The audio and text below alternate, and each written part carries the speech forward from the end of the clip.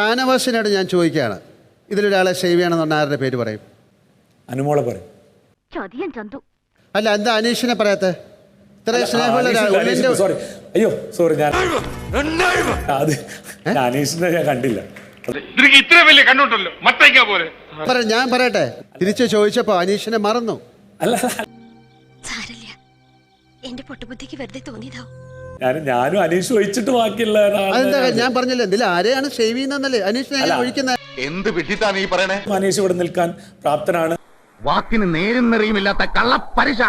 അപ്പൊ അനുമോളെ പറഞ്ഞത് എന്താ? അത് മോശമായിപ്പോ അനുമോൾക്ക് സങ്കടം വരില്ലേ? അല്ല അല്ല, അത് എന്തെങ്കിലും കുഴപ്പമുണ്ടോ? എന്തെങ്കിലും കുഴപ്പമുണ്ടോ? ഒരു ലേശം അല്ല, അത് അവൾക്കറിയാം.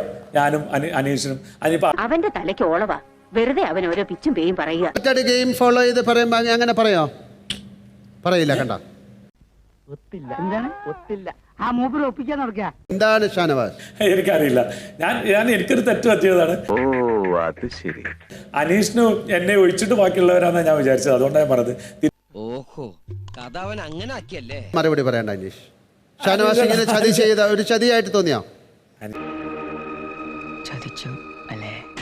ഞാൻ അനീഷിനെ പറയുള്ളൂ. 100% പറഞ്ഞില്ലല്ലോ, നിങ്ങൾ പറഞ്ഞില്ലല്ലോ. ഇനി ഈ കേസ് എടുക്കുന്നില്ല.